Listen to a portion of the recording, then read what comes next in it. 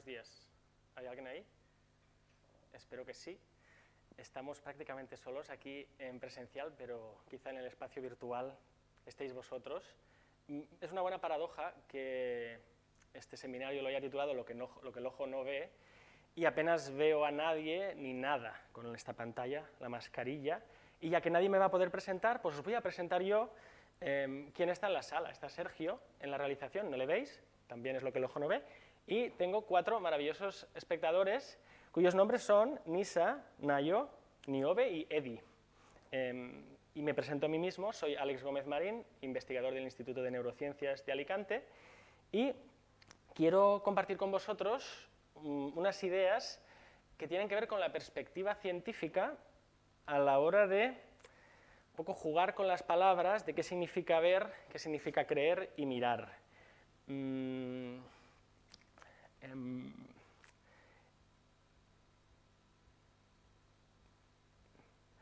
Se dice mucho aquello de para poder creer hay que ver, ¿verdad? Es casi un mantra, pero al mismo tiempo de lo que yo os quiero convencer hoy, o al menos compartir con vosotros, es que para poder ver también hay que creer. Y esto os lo voy a ilustrar, un pequeño menú degustación, a partir de ejemplos de la física. Yo soy físico de formación, o de formación profesional, y también con ejemplos de la biología y la neurociencia. Entonces, quiero empezar con una pequeña anécdota. Cuando yo hace muchos años fui a California durante mi doctorado a hacer una estancia de verano, en las playas de San Diego, que son preciosas,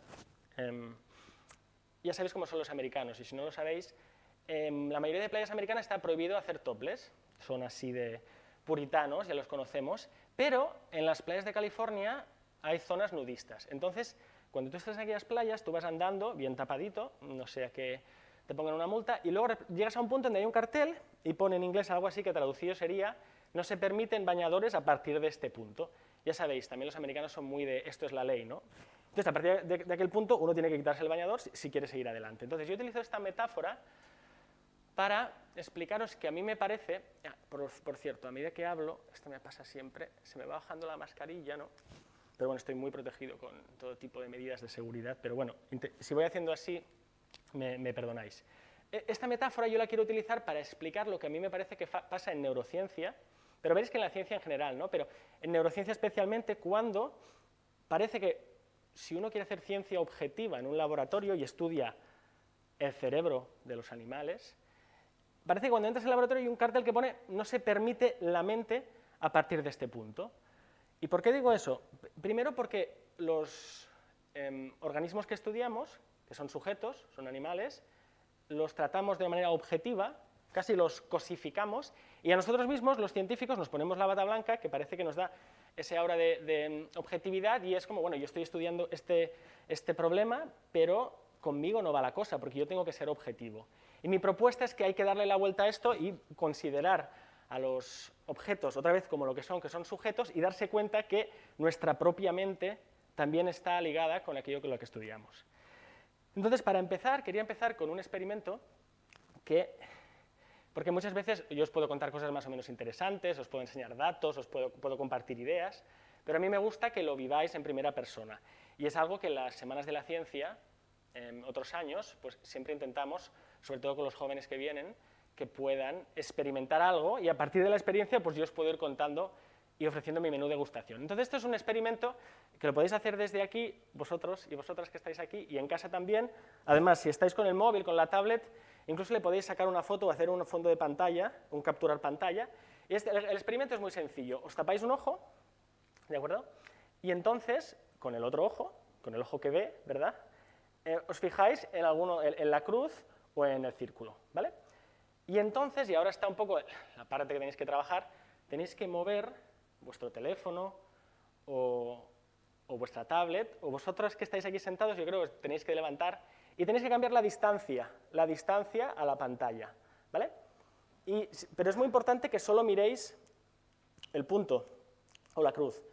Y en algún momento tiene que suceder, deberíais ver lo que está pasando aquí, parecen los zombies vivientes andando hacia atrás. Menos mal que solo son 4, porque si fueran más me daría un poco de miedo. Y en algún momento No sé si os ha pasado. ¿A vosotros os ha pasado? ¿A vosotros os ha pasado algo? No. Vale. Los que se mueven lateral no es necesario, es adelante y atrás. Cambiando la distancia al punto, llega un momento que el otro, al que no estáis mirando, que queda en vuestra periferia, desaparece. Este es un fenómeno que se conoce desde hace mucho tiempo.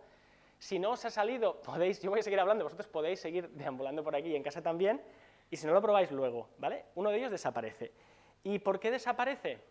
Precisamente, y esta metáfora va a ilustrar perfectamente el mensaje que os quiero trasladar en esta charla, precisamente porque el nervio óptico, cuando el objeto, el otro punto, queda justo proyectado donde está el nervio óptico, en el ojo, que sería el cable que recoge la información de todo el ojo, pues justo donde está el cable, allí no puede haber receptores de luz y justo allí desaparece este punto. Es decir, fijaros qué bonito que aquello que precisamente nos hace ver, o por lo cual vemos, que es el nervio óptico, según cómo nos coloquemos, hace que cosas que están obviamente allí no las veamos, pero según cómo nos movemos, las volvemos a ver. Bien, pues entonces pasamos a esta famosa metáfora bueno, se cuenta también en modo chiste, yo no soy muy bueno contando chistes, pero es el chiste, bueno, tampoco no hace mucha gracia, de hecho, es el del borracho, ¿verdad?, que está buscando las llaves, esto lo habréis oído. Hay un borracho que está buscando las llaves y se acerca a un policía y le dice, ¿pero qué busca? Y dice, estoy buscando las llaves. Y dice, ¿y dónde las ha, pero hace mucho, ¿dónde las ha perdido? ¿Sabe? Dice, sí, las perdí en el bar. ¿Y entonces por qué las está buscando aquí en la calle? Porque es que aquí es donde tengo luz, ¿dónde las voy a buscar? ¿No? ¿Os haga gracia o no? Esto me permite a mí ahora exponer como si fueran una serie de pasos por los que pasamos. El primero es ver. Si uno está debajo de la luz, pues puede ver cosas. Sea más o menos interesante. Pues aquí este pobre hombre pues vería el suelo, alguna cosa encontraría en el suelo. Lo siguiente, obviamente, es lo que está fuera de la luz, no lo vemos. Ver es lo primero, no ver, lo segundo. Luego está el ver que no se ve. Yo estoy en la luz y puedo decir, no, es que allí, si fuera allí, no vería nada. Bueno, tercer paso, ver que no se ve. Pero luego nos metemos en cuestiones más sutiles que entran de lleno, yo creo, en el mundo de la ciencia también, que es no ver que no se ve. Yo puedo estar buscando, pero como allí no tengo luz, puedo ni darme cuenta que me estoy perdiendo algo allí. No veo que no veo. Y el último punto, que es donde llegaremos al final de la charla, es no ver que lo que no se ve es precisamente lo que nos hace ver, que es la farola aquí. O sea, el borracho podría estar buscando, ¿no? Y de repente nunca se daría cuenta que está viendo gracias a la farola que por supuesto ni se plantea que está allí, ¿no? Esto se ha dicho de muchas maneras. La famosa alegoría de la caverna de Platón, para los que somos un poco más mayores, como aún no se cargaron la filosofía del colegio, ¿verdad?, antes de insistir que es mucho más importante saber utilizar el Windows. Bueno, para los que han tenido algunas clases de filosofía, es un clásico, la alegoría de la caverna de Platón, pero otra manera de ilustrarlo es a través de mirar al cielo, ¿verdad? Y nosotros miramos al cielo y, bueno, desde tiempo inmemorial nos hemos hecho nuestras cábalas, podrías decir, ¿no? Bueno, pues mira, aquí está la constelación, esta es otra constelación, este es el signo del zodiaco, etcétera, etcétera, como veis aquí. Y uno podría decir, bueno, esto es astrología con un tono connotativo, ¿no?, peyorativo, astrología barata, pero luego está la astronomía, ¿no? Pero es que la astronomía también es un aprender a ver lo que hay fuera de otra forma, con instrumentación, y uno incluso podría decir, y más objetivo, pero lo que quiero ilustraros aquí es que uno puede mirar el cielo de muchas formas, ¿verdad? El cielo puede significar cosas muy distintas, según quién lo mire y para qué lo mire. Y ya que menciono la astronomía y la astrología, también aprovecho para mencionar la alquimia y la química. Y no sé si sabéis que Newton, el gran Newton, también era un alquímico, ¿verdad?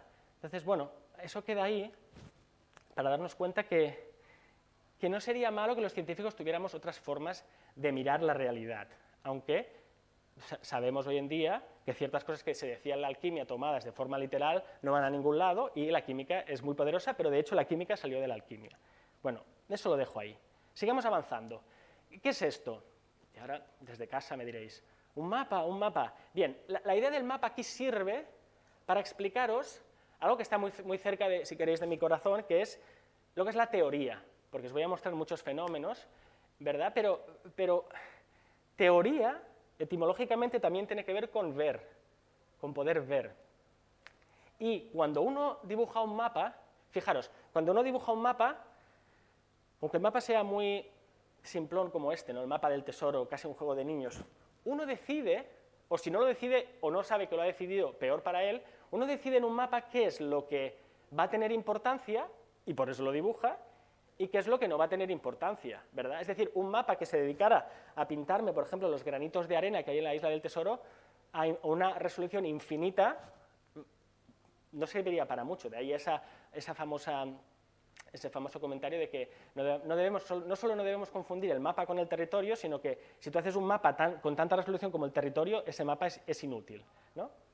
Y esto viene a colación también por otras cosas que si queréis luego en las preguntas o más bien en la discusión podemos abordar, que tienen que ver con este empeño, ¿no?, en medirlo todo absolutamente. Bueno, cuando uno mide, incluso cuando uno mide o cuando uno hace teoría, tiene que decidir qué es lo que vale la pena ver y qué es lo que no vale la pena ver. Y eso precisamente es un mapa y eso precisamente es hacer teoría. Decidir los detalles relevantes y los detalles irrelevantes para el fin que ese modelo o que ese mapa sirve. Y yo añadiría que, aunque hay veces que la gente dice, bueno, esto es teoría, esto es filosofía. Bueno, sin teoría, sin una teoría creo que seríamos ciegos, porque uno para ver tiene que escoger, incluso para vernos ahora, tiene que escoger a qué atender. Por ejemplo, me estáis mirando, ¿no? O igual no me estáis mirando, igual estáis cocinando, ¿verdad? Pero si me estuvierais mirando, igual lleváis rato que no estáis viendo lo que hay aquí detrás, pero si yo os lo señalo, pues igual vuestra atención va allí. Es decir, todo el rato tenéis que decidir qué es lo que queréis, a qué queréis atender y a qué no queréis atender. Bien, vamos con algunos ejemplos de la física, que a mí me fascinan, ¿no? Yo os preguntaría, ¿alguna vez alguien ha visto un electrón? Y dices, bueno, sí, en los libros de texto, ¿no?, se muestran estos cartoons, ¿no? Son bolitas, ¿no? Bolitas y encima son de colores, ¿verdad? Y tienen estas barritas, ¿verdad?, por donde más o menos, pues como pobres electrones, para que sepan por dónde van, ¿no? Bueno, esto es un modelo. Y nos está explicando cosas que valen la pena, pero obviamente esto no es un electrón. Y dices, bueno, ¿y cómo es un electrón? ¿Alguien lo ha visto? La realidad es solo materia, y la materia, ¿verdad?, y los electrones, bueno, pues no, yo diría que no se ha visto. Se han visto, digamos, las huellas, los rastros, las señales que dejan en medidores súper sofisticados, ¿verdad? Y es más, uno sabe, porque así lo dice la física, ¿no?, aunque suene a veces un poco como porque así lo dice la física, pero que los electrones y los protones y los neutrones están a su vez hechos de un zoo de partículas, no sé si lo habéis oído, pero es fascinante, y al mismo tiempo decepcionante, dejar que os lo diga, siendo físico me lo permito, ¿no?, porque aquello de, bueno, teorías fundamentales, pero al final es que hay más de media docena de partículas elementales, ¿no? Parece aquello el atomismo de Demócrito y los ganchitos de colorines, ¿no? Están los piones, los muones, los positrones, un zoo de partículas. Bueno, pues para verlas hay que saber ver. Y saber ver significa que hay que tener teorías súper sofisticadas y tecnología súper sofisticada y carísima para, por ejemplo, en un acelerador de partículas, hacer chocar partículas y poder detectar de manera muy fugaz los rastros que dejan, ¿verdad? Es decir, fijaros que no está tan claro incluso que veamos la materia tal y como nos imaginamos que es en el caso de un electrón. Esto para las partículas. Luego, ya sabéis, aunque no sé por qué, es como que tenemos tendencia a olvidarlo, ¿no? Es como, hay estos mensajes que ya tienen más de 100 años, ¿no? Las revoluciones científicas, sobre todo en las ciencias físicas del siglo pasado. Sabemos que materia y energía se pueden convertir, ¿no? Es como que tú puedes convertir euros en bitcoins, pues materia y energía también se pueden convertir uno en otro. Bueno, y energía, y sabemos que la luz es radiación. Fijaros también, a modo de ilustración de lo que el ojo no ve, que solo vemos un rango de luz muy pequeñito de todo lo que hay, las microondas por un lado tal, y luego las altas energías cuando nos hacemos una radiografía. Es decir, que incluso la propia luz, solo vemos un pequeño rango de lo que es la propia luz. Luego con tecnología y aparatos podemos extender nuestro rango, pero fijaros que tardamos mucho tiempo en darnos cuenta que la luz es más que los colores del arco iris, ¿verdad? Sigamos. Lo mismo para el magnetismo, el electromagnetismo. Y aquí hay un ejemplo de alguien que para mí es uno de mis héroes pioneros, que es Faraday, en el siglo XIX.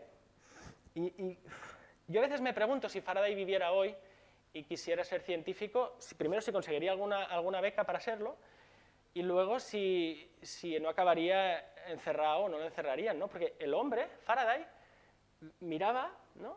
Y veía, él decía que veía líneas de fuerza, las veía, se las imaginaba, pero bueno, él las veía, ¿no? Decía, mira, aquí pasan unas líneas de fuerza que se cruzan y esto... y entonces, fíjate que dicen que era bastante negado matemáticamente, luego vino Maxwell y lo formalizó con sus famosas ecuaciones, pero Faraday dio pie a la noción de campo. Y fijaros qué interesante es la noción de campo, que al final la física se basa casi todo, debajo está el campo que no vemos, vemos los efectos, las partículas, las cosas que se manifiestan del campo, pero Faraday dijo que el campo es algo invisible, aunque él lo veía, invisible, o así lo entendemos los físicos, invisible y que está por todas partes. Suena un poco a Dios, ¿no? No lo puedes ver y está en todas partes. Bueno, pues un campo es eso, y luego se pueden medir, sí, sus consecuencias energéticas, de partículas, etc. Y aquí, esta es una ilustración, a mí me parece preciosa, ¿no? El magnetismo, y dejamos virutitas de metal, y ¿qué estamos viendo? Dice, estamos viendo las líneas de campo electromagnético. Dice, sí, muy bien, pero fijaros, esto es como si el campo electromagnético fuera un fantasmita, y pasa y le lanzamos un abrigo, y ¡bum! Mira, ahí está el fantasmita, pero solo lo vemos a partir de, digamos, este intermediario, ¿no? A mí me parece fascinante. Pasemos algo más de la física y ahora enseguida nos metemos en la biología y en la neurociencia. Y como nadie me controla el tiempo, estoy aquí, pues yo voy a ir, me lo voy a ir controlando yo. Soy bastante rollero, como ya habréis podido deducir, pero intentaré dejar tiempo para luego podamos discutir si hay alguna pregunta, comentario, reflexión, crítica, etc. ¿Esto qué es? ¿Alguien sabe lo que es? A los de casa no os oigo. ¿Vosotros sabéis lo que es? ¿Vosotras sabéis? Un anillo. Un tomate. Bueno, vamos a completar el público. Lo que te venga. Una llama. Una llama, me encanta. A mí sería una cosa solar. Una cosa solar. Bueno, a mí me encanta lo del anillo, el anillo de poder, ¿verdad? Es Sauron, ¿no? ¿Es Sauron se llama? Sí. Bueno, esto es un agujero negro. Creo que salió el año pasado la famosa foto, ¿no? Bueno, si yo no creo en los agujeros negros, enséñame una foto. Bueno, esto es otra historia que daría para mucho, ¿no? De cómo se puede fotografiar un agujero negro, y esto es, lo digo muy brevemente, pero creando un sistema utilizando a la Tierra como cámara y poniendo observatorios en varios puntos y triangulando y utilizando casi como si tuvieras una cámara, pero como es muy caro ponerla en toda la Tierra, utilizas 4, 5 o 6 puntitos y luego de ahí te haces tu inferencia de cómo es la imagen, que igual solo has visto con 4 o 5 píxeles, ¿no? Bueno, esto es lo que hicieron para poder ver un agujero negro, pero un agujero negro es negro. ¿Qué significa que es negro? Que no se ve, que no emite luz, ¿no? En un sentido técnico, ¿no? No emite luz. Pero luego la realidad siempre supera la ficción, porque, y esto también es meternos en otros derroteros, pero como los campos, esto de lo que os hablaba, se crean partículas y antipartículas, que esto también es el cachondeo de la física, porque si ya te habían dicho electrón, protón y neutrón, pero luego te dicen, no, una familia gigante de partículas, pero luego esas tienen sus antipartículas. Bueno, esto es como, casi como ver Peppa Pig, ¿no? De repente pues te sale aquí otro personaje, vale, pues también hay antipartículas, adelante. Bien, antipartículas, bueno, pues cuando del campo sale una partícula y una antipartícula, si el agujero negro se traga la antipartícula, igual tenemos suerte y vemos la partícula, y es así como se pueden ver. Y perdonad si hay algún físico teórico de verdad profesional en lo virtual que está ahí en los comentarios haciendo trolling. No, no es así. Pero bueno, la idea es esa, ¿no? Fijaros, vemos un agujero negro muy relevante, porque en principio bueno, son soluciones muy específicas de las ecuaciones, donde las cosas no se comportan bien, pero aún así lo podemos ver. Otro ejemplo es la materia oscura, que también se le llama oscura. ¿Por qué se le llama oscura? Que no emite luz o porque no se ve. O lo que dicen es, bueno, el universo se expande, se expande y se expande acelerándose como un coche o está frenando para luego volver a implosionar, ¿no? Y parece que para poder explicar la expansión dices, bueno, tiene que haber algo ahí que lo empuje o que lo estire, ¿no?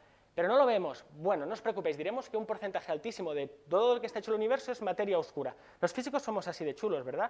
Pues no pasa nada. Pues 90, 80%, ¿quién da más? Materia oscura, ya la encontraremos. Y luego con ecuaciones y con experimentos se puede determinar. Pues fijaros, de casi todo lo que está hecho el universo, según la teoría de hoy en día, la gran mayoría no se puede ver. Así que eso, Para creer hay que ver. Bueno, pasemos al campo de la biología. Esto es como más dulce, ya no son agujeros negros y tal, pero la ventaja es que en tu jardín, y si no tienes jardín al salir, lo puedes ver por la calle, ¿no? Darwin, que todos le conocemos, ¿no?, por su teoría de la evolución por selección natural, porque había y hay otras maneras de pensar cómo es la evolución, o matices, pero también era un gran estudioso de las plantas, ¿no? Y claro, las plantas, fijaros qué antropocéntricos somos, ¿no? Porque las plantas para muchos, sobre todo para los de ciudad, como digo yo, los culitos de ciudad, y yo me incluyo entre ellos, las plantas normalmente es atrezzo. Ay, qué mona esta plantita que tengo en mi despacho, ¿no? O sea, que es como los muebles, ¿no? Pero las plantas, os lo recuerdo, están vivas, incluso hay todo un campo que estudia cognición vegetal, que parece también una herejía, pero bueno, cómo las plantas toman sus decisiones, sienten el ambiente, incluso hasta igual podrían ser conscientes. Sí, he dicho la palabra consciencia. Aquí, troll, luego volveremos. Bueno, pues Darwin ingenió un método para poder observar el crecimiento de las plantas que es muy, muy lento. Tenían más paciencia antes. Hoy nos pondríamos a ver Twitter mientras la planta crece porque no somos capaces de estar ahí, ¿verdad?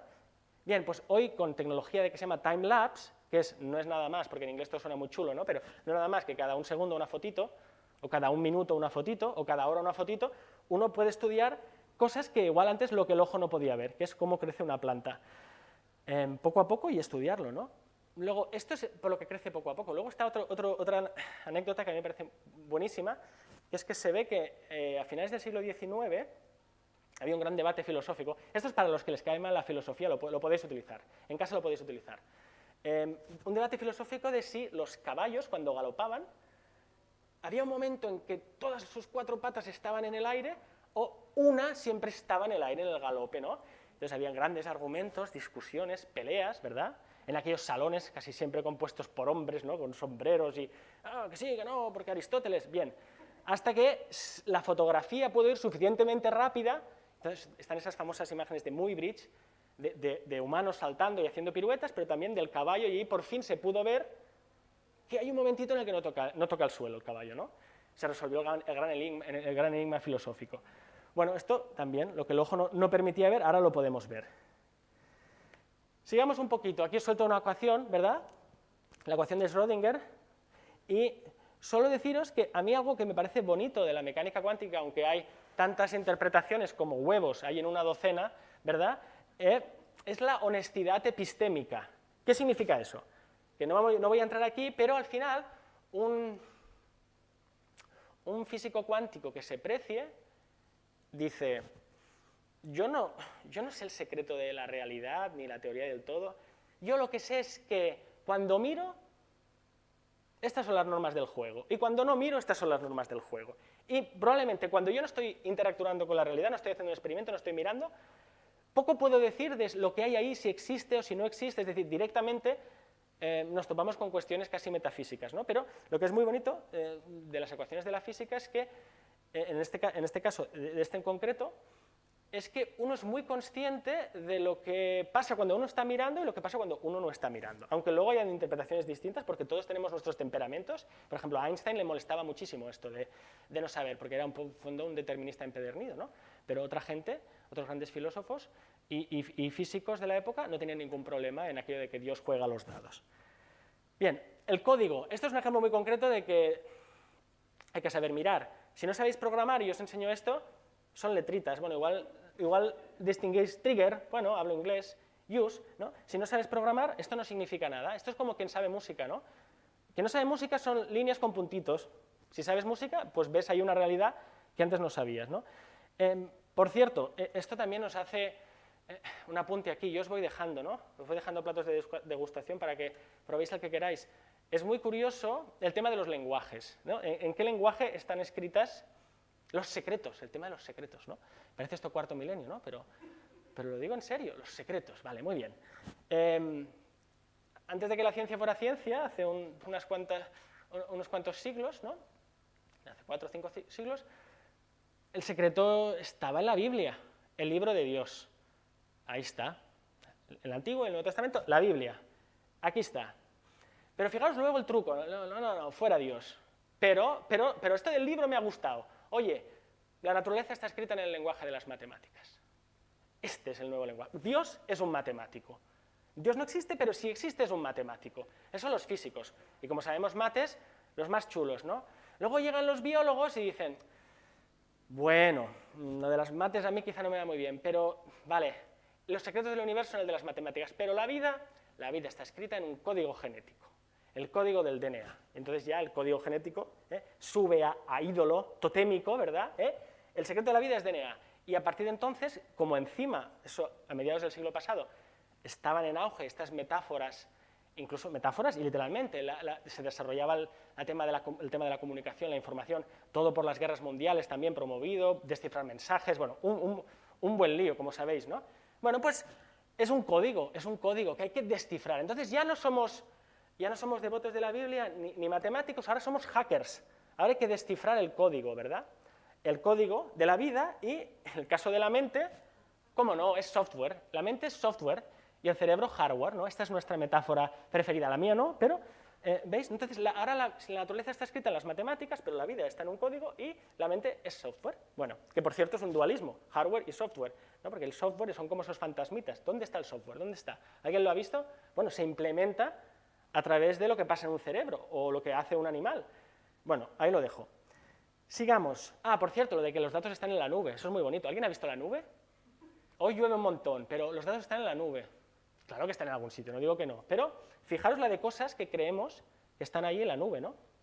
Bien, este es un ejemplo maravilloso, maravilloso.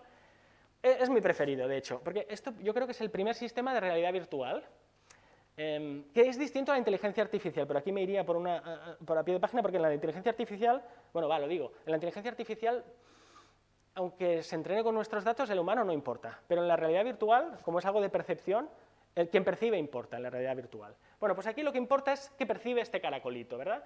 Y entonces un zoólogo muy famoso, se llama von Uxkel, se imaginó, no sé si incluso yo creo que lo haría, pero bueno, a veces que los experimentos compensarlos, no, esto a mis amigos experimentales les molesta, compensarlos ya, vale. El caracolito en una bola, una esfera, suspendida en un líquido, ¿para qué? Para que si el caracol tira para adelante, la esfera rota, por lo tanto puede, como en la cinta de correr del gimnasio, puede estar corriendo, avanzando, pero sin moverse del lugar, ¿no? Esto es como aquel disco de Jamiroquai, para que los que somos más viejitos, ¿no? De Traveling Without Moving, ¿no? Viajar sin moverse, muy bien, pues esa es la idea. Entonces, bueno, esto es lo que hace el caracol a nivel motor, se mueve para adelante.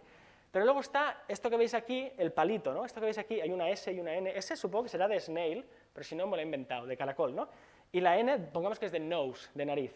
Lo que importa aquí es que hay un palito. Entonces, von Uxkel se dio cuenta que si yo le doy al caracol así, ¡ping! Todos sabemos lo que pasa, ¿no?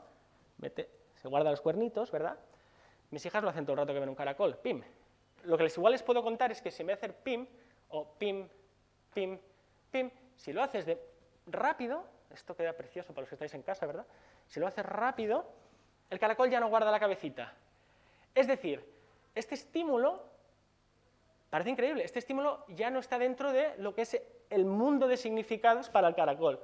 No lo ve en el sentido de que no lo siente, es irrelevante. La frecuencia, si la frecuencia aumenta, y esto lo podemos pensar como en el cine, a nosotros nos pasa en el cine. Llega un momento que si en vez de a 30 hercios nos lo pusieran algo a 60 o a 1000, si entre medio nos ponen cosas, es que da igual, no las vamos a percibir. Entonces, esta idea es maravillosa, y en inglés no, en alemán se llama Umwelt, y Umwelt significa, yo no sé alemán, solo sé esa palabra, significa y Welt, Welt, mundo, ¿no? Y es el mundo desde la perspectiva del sujeto que lo experimenta, ¿no? Pues esto es mi manera de volver a traer lo que os decía, el sujeto que estudiamos, ¿no? La pregunta dices, no proyectes, no proyecto. La pregunta de, ¿qué significa esto para el caracol? ¿Qué significa esto para el ratón que estudiamos en el laboratorio? ¿Qué significa esto para mi pareja, ¿no? Cuando discutimos? Un poco empatía, no es nada más que empatía, ¿no? Me puedo poner en la piel del otro y si el otro es un animal, pues también, o una planta. El concepto Umwelt. Sigamos con lo que el ojo no ve, ¿no? El ejemplo paradigmático que uno tiene que mencionar de neurociencia, y más si está en España y es español, nacido en Barcelona, es el de Cajal y sus dibujos. Y esto tan bonito que además entronca perfectamente con esta temática de arte y ciencia, ¿no? ¿Qué pintaba Cajal? ¿Qué pintaba? ¿Lo que veía o lo que creía? Y uno dice, bueno, obviamente no se inventaba cosas. Bueno, estas flechitas, ¿ves las flechitas? Esas flechitas no estaban cuando uno mira un tejido nervioso. Cuando uno mira neuronas no hay unas flechitas ahí. Las tiene que poner uno. Es decir, tiene que añadir, modelizar, decir, mira, esto tiene que ir en este sentido. Esto fue uno de los grandes logros de Cajal. Pero aparte, los detalles, y obviamente no tiene que ser fino con la mano, pero más que con la mano es con el ojo. Hay detalles ahí, esto que veis aquí, las dendritas, estos detallitos para Golgi, por ejemplo, que tenía un método similar, aunque Cajal lo mejoró, que dice, sí, mejor tecnología, pero ahora con esa mejor tecnología, venga, tú y tú, poneros a mirar, ¿qué veis? Cajal vio y supo ver partes de las neuronas que están ahí, y Golgi dijo, eso es ruido. ¿Os acordáis del mapa del tesoro, no? Eso no lo voy a pintar, eso es ruido. O sea que es muy importante, no solo lo que ves, sino lo que estás mirando delante, ¿no? Y cómo lo interpretas. Para poner otro ejemplo ya de lleno en el arte, ¿no? Los famosos dibujos de Escher son increíbles, y sobre todo para los que somos así más teóricos, ¿no? Me confieso, ¿no? Esta idea de poder representar lo imposible, lo infinito, pero hacerlo visible, ¿no? Es absolutamente espectacular para mí, ¿no? Las paradojas de la mano, esa mano que dibuja la otra mano, que dibuja la otra mano. Este en particular me encanta, el de la galería, y claro, aquí no se aprecia tanto, pero si alguna vez tenéis la oportunidad, yo los vi en Madrid una vez que estaban allí, es muy psicodélico, es muy psicodélico. Volviendo a las plantas, ¿verdad? Esto quizá no lo ves con café, pero sí que lo ves con otro, lo verías con otras sustancias igual, no sé qué tomaba el amigo Escher, pero es muy psicodélico, ¿no? Pero en medio, y lo he leído en algún sitio, no me lo he inventado yo, ni se me ha ocurrido a mí, ¿ves que en medio está blanco? No hay nada. Eso es imprescindible para que este montaje pueda funcionar. Y es casi como un punto ciego. Incluso hay gente que se atreve a especular que tiene que ver con el budismo, etc. Ahí lo dejo, ¿no? Pero que hay algo muy poderoso en poder representar no solo lo imposible, sino qué es lo que puedes mostrar y lo que no puedes mostrar para que suceda lo imposible en este tipo de representaciones. Muy bien. Entonces, ahora ya estamos llegando al final, 5 o 10 minutillos, igual menos, y ya a ver si tenéis algo que comentar y seguimos discutiendo. Esto es lo que os decía al principio, ¿no? De los bañadores de California, ¿verdad? Imaginaros que nosotros somos los turistas que estamos arriba y cuando queremos cruzar la línea hay que quitarse el bañador, chicos, lo siento. Bueno, en los laboratorios a mí me parece que pasa esto, ¿no? Ahí a la izquierda tenemos el del gorrito este, sí, lo siento, el del gorrito del listo, ya sabéis, el del graduado. Y el ratoncito que estudia, podría ser otro graduado, que estudia otro graduado, no pasa nada. Estamos estudiando, ¿no? Un sujeto, el científico estudia a otro sujeto, el ratón. Vale, vamos a estudiarlo, pero en el momento que lo vamos a estudiar, como Dios manda, aunque Dios no exista, ¿ve? Como Dios manda, el científico desaparece y el ratón se convierte en un ratón. Esta broma es mía, visual. No sé si os estará haciendo mucha gracia, pero ahora el ratón es un ratón objetivo, ya no es subjetivo, ¿no? Entonces, ¿esto tiene ventajas? Sí, tiene ventajas, ¿no? Porque podemos estudiar propiedades de estructura y tal, pero en el fondo, yo me pregunto, ¿no? Y sobre todo les preguntaría a mis compañeros neurocientíficos, en el fondo, ¿qué queríamos estudiar? ¿Queríamos estudiar al ratón como un ejemplo muy interesante de materia gris? ¿O el ratón como un sujeto que piensa, actúa, siente, ¿no? O lo mismo para nosotros, ¿no? En el fondo yo creo que queríamos estudiar la mente, no sé, yo cuando me pasé de la física a la neurociencia, que fue un poco por casualidad, el negocio para mí era, vaya, yo he estado toda la vida estudiando la materia, me creo que ya la tenemos entendida, falso, pero bueno, y ahora vamos a poder estudiar la mente, o la vida, ¿no? Biología, la vida, la mente. Pero parece que lo de la vida y la mente, si al final, bueno, vamos a hacer lo que podamos, ¿no? Y yo tampoco tengo las respuestas, pero nos pasa esto. Entonces, a modo de ejemplo, y también os puedo contar más luego, si queréis, de cómo abordar esto, porque a mí me dicen muchas veces, Alex, eres muy pesado, siempre estás con estas problemáticas, pero al final, ¿cómo podemos avanzar? Sobre todo en esta sociedad de que nos hemos tomado el progreso como, tú tira para adelante, ¿para dónde vamos? Tú tira para adelante, ¿no? Bueno, ¿cómo podemos tirar para adelante, no? A veces hay que parar, pero para tirar para adelante, una manera que estamos tratando, que aparte es divertidísima y muy interesante, es mediante ilusionismo. Por el tema de las ilusiones, que en otra ocasión os podría hablar de lo que es una ilusión y de la importancia, por ejemplo, de las ilusiones visuales, pero no solo las visuales, sino podríamos llamar ilusiones cognitivas en el mundo de la magia o del ilusionismo. Y para eso tenemos la gran suerte de trabajar con un mago profesional, Miguel Ángel Gea. Un besito, si luego lo ves, Miguel Ángel, un lujazo, trabajar con artistas. Por cierto, nota a pie de página, La pandemia ha destrozado las artes. Ya veremos si las queremos recuperar. Hay que recuperar los restaurantes, hay que recuperar la ciencia, pero las artes, si nos quedamos sin artistas, que yo creo que son los que son capaces de ver cosas que nosotros no y acercárnoslas, bueno, cierro paréntesis. Tenemos aquí al hombre del gorrito abajo a la izquierda, ¿lo veis? El científico o la científica, el mago o la maga, el espectador o espectadora, el pelo largo, pero podría ser yo, ¿vale? Y la maquinita. Entonces, la maquinita aquí es inteligencia artificial. Entonces, estamos haciendo un juego de espejos, que digo yo, que son estas pantallas rojas, ¿verdad? Y seguir conmigo las flechas. Esto es, el científico habla con el mago, ¿ve? Flechita, de qué truco le va a hacer a un espectador. Luego ese espectador u otro va a entrenar a una máquina, que luego le vamos a presentar otro truco del mago, me seguís con las flechitas, y luego nosotros vamos a estudiar qué ha hecho la máquina a partir del truco del mago que le ha enseñado el espectador o la espectadora a través de lo que... Entonces, bueno, aquí lo que podemos hacer es, como si la luz se difractara, ¿verdad? Y podemos ver nuestra objetividad, luego lo que el mago sabe. El mago también tiene una realidad oculta, se llama vida interna, que no conocemos. Él nos la cuenta a nosotros porque es muy majete, ¿no? Pero la gracia es que no la sepas. El espectador no la sabe y luego la pregunta es de ese haz de luz, de cognición, si queréis como metáfora, que se queda atrapado en la máquina que luego nosotros podemos volver a estudiar. Y esta es una de nuestras formas de intentar hacer el punto ciego, lo que ya llamo el punto ciego de la neurociencia, esta idea de que el sujeto se ha perdido por el camino, hacerla un poco más visible. ¿Qué más tengo para contaros?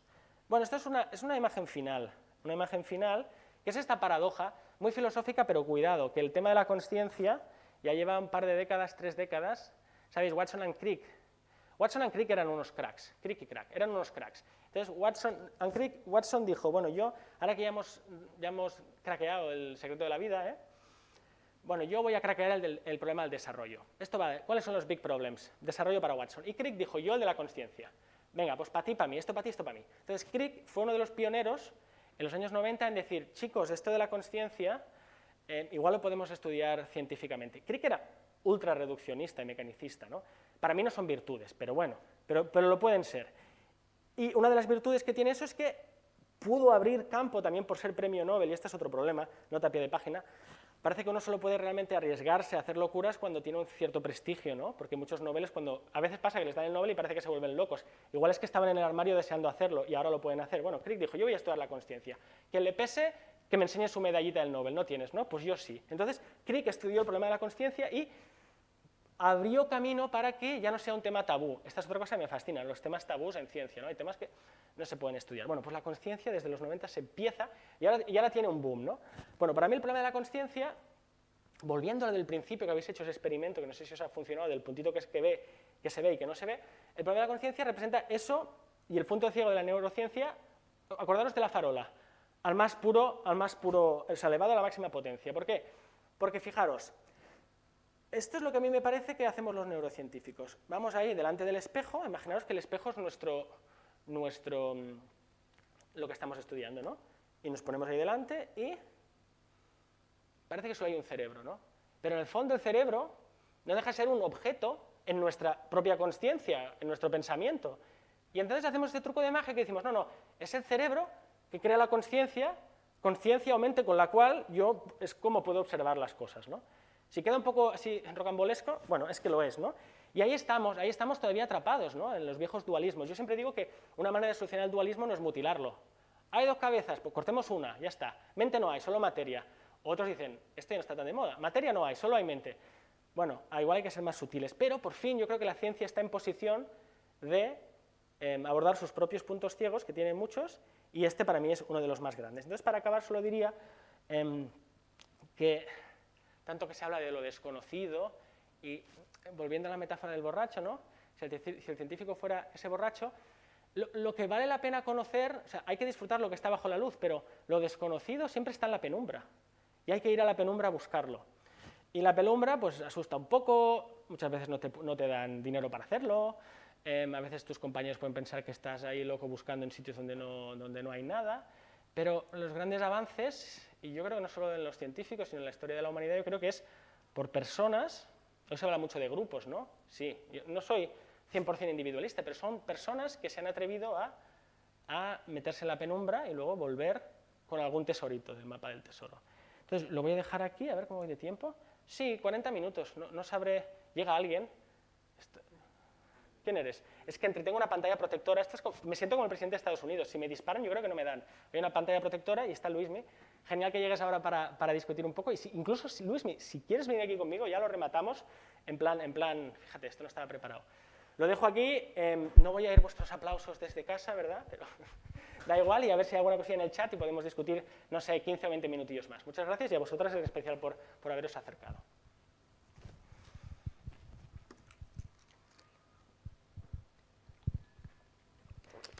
A ver, seguimos en directo. Aquí veis, vamos a ver.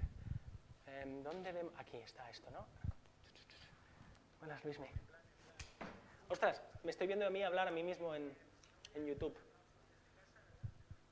Esto es el directo un poco diferido, genial. A ver, al finalizar se habrá... Hombre, no, claro, yo aquí, es que esto me despista. Jesús, deja, querido Jesús. Aquí bromitas, me encanta. Toma perejil. Bueno, toma perejil. No, os voy a dejar con vosotros solamente... Vente. Bueno. Es que mira, habla, yo mientras tanto miro los sí. comentarios. Mientras él lee esto, simplemente recordaros que esta es la segunda charla del ciclo sobre arte y neurociencias, y que esta historia nació con un ciclo que hicimos en el Museo Nacional de Ciencias Naturales, y que la gente quedó encantado con aquello. Entonces, yo creo que ha sido estupendo repetirlo dentro de lo que es la Semana del Cerebro, ¿vale? Que no nos podemos olvidar que estando en pandemia esto ha estado muy bien, pero que una de las voluntades del instituto es que durante la Semana del Cerebro, y yo creo que a partir del año que viene volverá a ser, sea la gente joven, la gente de los colegios, la que venga y se empape de ciencia, ¿no? De buena ciencia. Y yo creo que eso era lo que quería decir básicamente, enmarcarlo dentro de la Semana del Cerebro y agradecerte públicamente que hayas participado. Y te dejo con... Ahora ya te has leído las preguntas. No hay muchas, la verdad, no hay muchas. Así que igual vosotras tenéis. Tengo micro, gracias. Vale, adelante. Antes has dicho... Llega el micro. O sea, solo ponéis emoticonos en el chat de YouTube. Preguntar algo, hombre.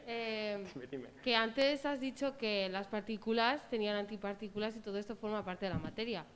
Que si la antimateria se tragaba las antipartículas, podíais ver lo que quedaba de la partícula. Pero si se traga, es decir, la antimateria también está formada de algo, ¿no? Es decir... Yo no sé la respuesta, para empezar. Pero podemos especular juntos, ¿no? Porque esto, primero no que... sé, a mí me interesaba el tema, entonces lo había mirado y pues había supuesto que la antimateria estaba formada de antipartículas.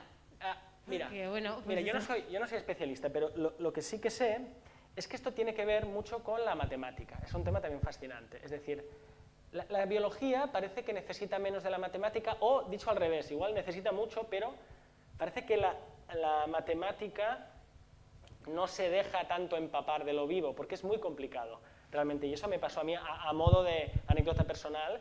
Yo venía todo chulo con mis ecuaciones de la física, venga, biología. Aquí no puedo aplicar ninguna. ¿Qué pasa? No puedo aplicar ninguna. Pero volviendo a la física teórica, a la dura de partículas y tal, es un campo que a veces, imaginaos un gradiente, ¿no? Esto es la física, esto es la matemática, y se entrelazan, ¿verdad? Pero hay veces que esto está tan en el lado de la matemática.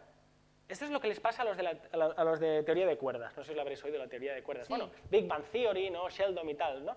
Bueno, los de la teoría de cuerdas, muchos críticos de dentro de la física, esto no va a gustar, pero es así, son como una secta intelectual, porque tienen sus ecuaciones, se han montado, y esto tiene que ver con la sociología, voy a quitar esto porque me veo aquí a mí mismo, me lo voy a bajar, tiene que ver con la sociología también de la ciencia, se han montado su castillo de decir, bueno, hay un problema con la gravedad, ¿cómo reconciliamos la gravedad con la mecánica cuántica? ¿No? Einstein, relatividad general y especial, y luego que tenemos la mecánica cuántica. No casan, problema, porque a los físicos siempre nos gusta unificar. A los biólogos reducir, y a los físicos unificar. No se unifican, no es imposible encajarlos. ¿Cómo lo hacemos? Bueno, como siempre se ha hecho la física dura. con cuestiones matemáticas muy difíciles. Supongamos, esto se quedó tan gracioso, ¿no? Pero que no es gracioso. Supongamos un universo de 27 dimensiones, pero que no es broma, que es en serio, o sea, 27 dimensiones, o 14. Y esto viene por unos grupos de simetría que cuando se rompen, producen, y ahí está de ahí viene lo de las partículas y antipartículas. Mira, mi teoría es que para que esto tenga sentido, yo aquí observo 4 partículas, pero mis matemáticas me dicen que tengo 3 dimensiones que se parten como una naranja, entonces tengo 3 y 3, por lo tanto debería encontrar 6, solo veo 4, voy a buscar las otras 2. Y luego las van a buscar y las encuentran, en el acelerador de partículas. O sea, es increíble. Y además te dice, esto estará en esta energía, esto es como si te dicen, ves a 127.000 kilómetros y ahí encontrarás un cofrecito con una flor y vas y la encuentras, ¿no? Pero al mismo tiempo, todo esto se basa en elucubraciones matemáticas que muchas veces, a veces dices, ¿cómo toca esto la realidad? ¿Cómo me imagino yo una antipartícula? Bueno, no te la imaginas porque es una construcción matemática, igual que eso de que los protones y los neutrones están hechos de quarks. ¿Y qué son los quarks? Bueno, y alguien dijo, bueno, pues y además son de colores, y se llaman así, ya sé que es un nombre, ¿no? Pero azul, rojo y verde. Creo que son esos los colores. No son ni azules, ni rojos, ni verdes, ¿no? O cuando se dice que algunas partículas tienen spin. ¿Qué es spin? Que rotan, pero no es una manzanita que rota. Es decir, entramos, sobre todo con la física, en este mundo de las abstracciones matemáticas donde uno ya no sabe si está en el mundo de las matemáticas o en el mundo de la física. Hay un juego de mundos que bueno, es fascinante, ¿no? Pero lleva todas estas... Bueno, y la física se hartó de este tipo de paradojas, si quieres, ¿no? A principios del siglo pasado, que por eso a mí me habría gustado nacer hace un siglo para vivirlas, porque el tema de que uno no puede ir más rápido de la velocidad de la luz. ¿Qué significa? Yo puedo si tuviera una nave espacial, yo le meto gasolina, ya. ¿Y qué pasa ahí? El tiempo se ralentiza y esas paradojas de los hermanos gemelos, que uno va a dar una vuelta por el espacio y luego cuando vuelve, uno es más viejo que el otro. Una fiesta de paradojas, ¿no? Que salen de estas concepciones, pero que luego uno va a medir según qué cosas y parece que son así, ¿no? Einstein predijo que la luz del Sol se iba a curvar y eso se podía ver en un eclipse, se podía medir en un eclipse. Y va y la luz se curva, tú. Y va y se curva, ¿no? Bueno, que me enrollo. Alex, dime. un segundito, Alex, perdona, que tienes preguntas en el chat. Ah, gracias. ¿Vale? Te las digo. Mira, Sí. Carlos Zapata ha preguntado hace un momento, ¿cómo te imaginas el futuro de los modelos científicos que no sean mutiladores, con los dualismos y las sutilezas? Claro, Carlos, que le conozco, aquí me echa algún tronco a ver si le echo más leña al fuego. ¿Cómo? Me imagino el futuro, ¿no? Sí, ¿cómo te imaginas el futuro de los modelos científicos que no sean mutiladores, con los dualismos y las sutilezas? Sí, lo de mutilar lo he dicho yo, pero es feo, es feo. Sí, está entrecomillado, ¿eh? Sí, hay emoticonos feos por ahí. No, sin emoticonos, pero con A lo comillas. mejor la pregunta que voy a hacer va por el mismo Venga, las sentido. respondo a la vez y así si no, ignoro la otra. Es que yo creo que las dos van juntos. ¿Crees que hace falta otro lenguaje a partir de las matemáticas? ¿Otro? Otro lenguaje. ¿Lenguaje? Sí, vale. mi metáfora es, Sí. si la matemática es un lenguaje para encontrar cosas que todavía está oscura, si entramos más en la oscuridad, puede ser que necesitamos otro lenguaje que todavía no tenemos Sí. para, digamos, explicar fenómenos que de momento parece antagonista o, digamos, que no se une de momento. Sí. A ver, estas son cuestiones maravillosas, dificilísimas, y yo debería que invitar a un... Pero el lenguaje sirve tanto para... hablando de lo que el ojo no ve, el lenguaje sirve tanto para revelar como para esconder. Además hay varios tipos de lenguaje, incluso traducir entre idiomas muchas veces hay cosas que se pierden, es decir, el lenguaje crea un universo, unas reglas de juego, yo me lo imagino así, un lenguaje puede ser como jugar al ajedrez, pero si dices, no, pero es que a mí me gusta jugar al parchís, es quizá demasiado radical, pero hay veces que hay cosas que no se pueden traducir. Es decir, vamos a coger las piezas del ajedrez y vamos a jugar al parchís, o sea, es que ya ni caben, ¿no? Entonces, la matemática es potentísima, pero a mí me da que para cuestiones que tienen que ver con la mente y la vida, no es que no valga, igual hay que desarrollar, construir otro tipo de matemáticas. Eso es lo que le diría también a Carlos, ¿no? Que preguntaba. Y luego surge esta pregunta de si las matemáticas se descubren o se construyen, ¿no? Porque hay gente que se cree que eran como Dios, que los triángulos equiláteros perfectos ya estaban allí desde el principio de los tiempos, y otros dicen que no, que cuando uno se crea una ecuación o un objeto matemático, una invención, el número pi, un número imaginario, eso es construido. Igual son las dos cosas a la vez. Entonces, bueno, ahí se mezcla todo, ¿no? Y luego está otro lenguaje, que yo creo que, y algo muy bonito, ¿no? Algunos filósofos lo han dicho, que había uno que, Wittgenstein, que es muy famosete, un poco chuleras, ¿no? Y dijo aquello de que ahí donde uno no puede hablar, mejor que se calle. No está mal. Es decir, y llega aquello de lo inefable, que suena un poco oculto y tal, pero igual hay cosas que mejor callarse, porque... Y los poetas quizá, y ahora te doy paso al artista, ¿no? Los poetas, cuando te escriben un poema, tampoco te están explicando las cosas. Te quieren hacer, por ejemplo, el lenguaje, esta es quizás mi mejor respuesta, después de dar 20 tumbos. La poesía, quizás un lenguaje, es el lenguaje que igual te puede acercar más a según qué sitios que igual no podrías llegar con la ciencia o con la matemática. El lenguaje de los artistas, y ahora doy paso al artista que quieren... Dime, Luismi. Bueno, yo es que era un poco también hablar en el contexto de que la abstracción matemática... Acércate al micro. La abstracción matemática muchas veces te lleva a lo contraintuitivo, ¿no? Es lo más frecuente que se hace. Y en cierta manera es fácil criticar que se aleja mucho la interpretación matemática de la interpretación física. Pero claro, no tenemos creo yo, la menor base para limitar lo que las matemáticas nos quieran decir, porque si hay una enseñanza de la historia de la física y de la física de partículas, por ejemplo, es que conceptos que no has podido, que en su momento no podías ni asumir porque no había la menor referencia física al marco en el que tú podías interpretar las cosas, luego han sido realidades, es decir, horizontes de sucesos y cosas así. Estamos ante la inminencia ya de la determinación. Creo que ya las primeras imágenes de lo que del vórtice de un agujero negro, por ejemplo, ¿no? Luego el horizonte de sucesos es muy real y sin embargo era completamente inimaginable. Así que en la parte dura de las teorías de cuerdas, en las partes duras de las teorías que hablan de multidimensiones, esto hasta 11, 13, 15, es el marco físico de interpretación se nos queda totalmente limitado por nuestra realidad de 3 dimensiones espaciales y una temporal, que es lo que manejamos bien, pero la matemática ya se defiende con sus hechos, ¿no? Con lo probado. Así que aunque la mayor parte de las cosas a lo mejor está destinada a equivocarse, ese pequeño porcentaje de lo extraordinario que acierta ya lo merece todo, porque si no, no habría un avance conceptual. Yo lo veo así. ¿Tú cómo lo ves? ¿Tú crees que se sostiene una crítica que se puede hacer porque no tenemos el marco de referencia física que haga fácil interpretar qué son 7 dimensiones? No, Perdona, precisamente Elena pregunta a este término, ¿cuál crees que es la mejor forma de conectar o relacionar la física con la neurociencia? Creo que igual podría completar ambas preguntas. Bien, jolín, fantástico, que vayamos completando aquí y allí. A ver, a modo también un poco brevemente autobiográfico, igual les puede servir a algún físico que se haya perdido por los campos de la biología.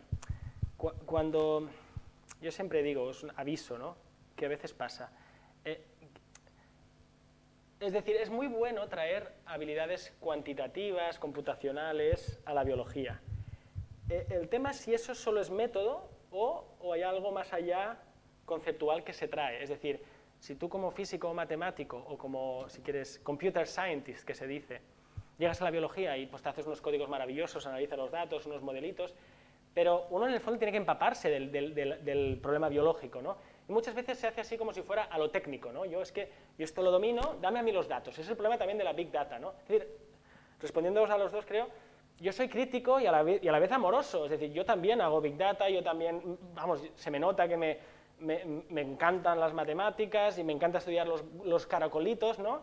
El problema es cuando uno se cree que otra metáfora muy usada, ¿no?, que como tengo un martillo, pues todos son clavos, ¿no?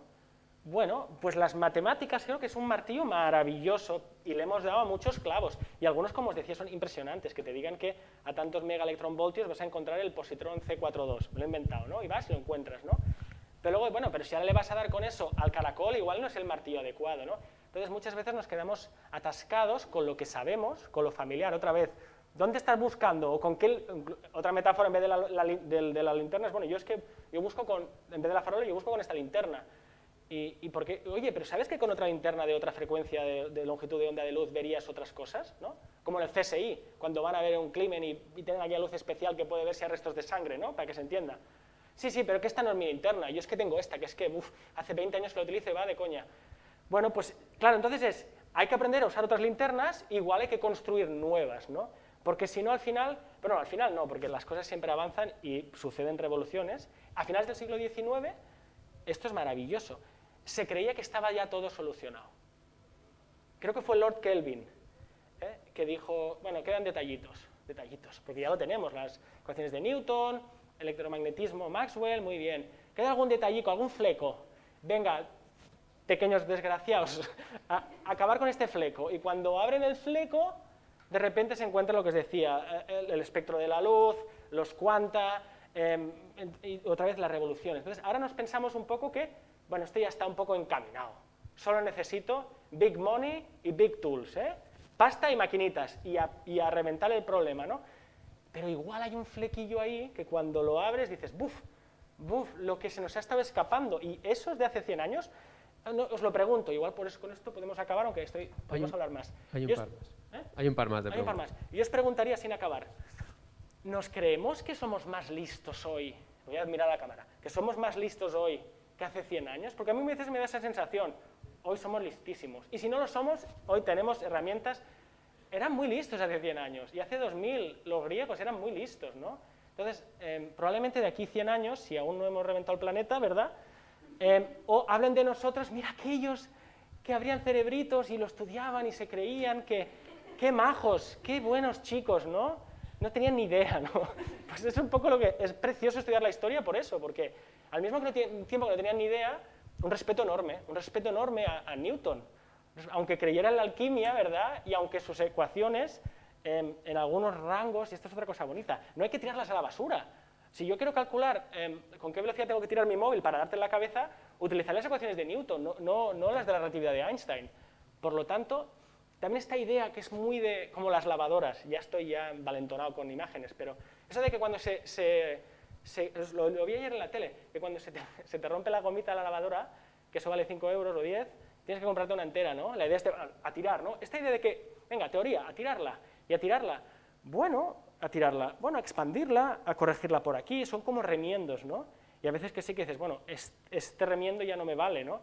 Por lo tanto, un poco todo, quizá todo es verdad, pero cada cosa en su lugar. Vale, mira, te paso una pregunta de Senda que dice, ¿la música podría ser un acceso a la unión de la metáfora poética con la estructura matemática? Sé quién es Senda. ¿Qué tal, Pascuas? La música. Hijo, qué preguntas me hacéis. Como estamos en familia, qué cabrones sois, ¿eh? Bueno, la música. Mira, dejar que ligue la música con lo que es la poesía y el ritmo, ¿no? Y aquí nos metemos en cosas que están fuera de mi...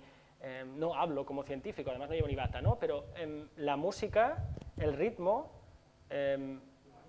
la onda, todo esto todavía escapa bastante a nuestra comprensión, diría yo. Sí, sabemos que la música es como la luz, sí, son ondas electromagnéticas, o la música son ondas, son frecuencias y tal, pero un escritor que a mí me encanta, que es Henry Bergson, ¿no? Siempre ponía el ejemplo o la metáfora de la música, incluso para hablar del tiempo, ¿no? Es decir, por ejemplo, la música en un instante no existe, ¿no? Lo digo para ligarlo, ¿no? No existe. Si yo paro en un instante una canción, en ese instante la música es todo lo que viene en ese grueso de tiempo, ¿no? Bueno, esto lo puedo ligar sin que suene a bla, bla, bla, en esta idea que en la física cuántica que las cosas en un instante no existen. ¿Por qué no existen? Porque si yo quiero saber la posición de un electrón, entonces igual su velocidad no la puedo determinar. Porque si hago un corte, me he dejado el grosor, porque si es una onda, es decir, una onda en el mar, si yo la corto, la onda es algo que tiene espacio y tiempo extendido, ¿no? Entonces, bueno, la música es una buena... Además a todos nos encanta la música y a todos nos lleva a sitios, no sé si a vosotros os ha hecho llorar alguna de las ecuaciones que he mostrado, pero seguro que os ha hecho llorar alguna vez una canción, ¿verdad? Suena muy ñoña, ¿no? Pero bueno, liga directamente con nuestras emociones también. Y aparte, es un fenómeno totalmente físico, o sea que otra vez estamos con el dualismo, ¿no? ¿Cómo puede ser que algo que no sea más que coseno multiplicado por no sé qué, sea casi una de las expresiones más sublimes del arte otra vez? Gracias por esta pregunta tan complicadica, querido. Y por no dejarme una, que creo que ha quedado respondida en tu anterior intervención, dice Dito GM, si hay que buscar en la penumbra, ¿cómo sabemos por dónde buscar o al menos empezar? Porque igual si tenemos una idea de por dónde puede ser sesgada. Estos son todos los conozco. Dito GM es mi primo. Es lo que tiene mandar un WhatsApp antes de que empiece la charla. Fernando, ¿cómo vas? Sí, ¿cómo buscar en la penumbra? Hay que tener, esto es YouTube, pero bueno, luego el YouTube si no lo quita, hay que tener ovarios o huevos, hay que tener huevos. I'm sorry, es decir, penumbra. Es muy cómodo lo familiar, es muy cómodo lo que ya sé, hay que salir un poquito y luego volver. Sí, ahora vas, un momentito. Hay que salir un poquito a buscarlo. Lo que pasa, y esta cosa que digo así que parece broma, esto es muy serio, porque, y ahí ya lo dejo, el lechugón final, ¿no?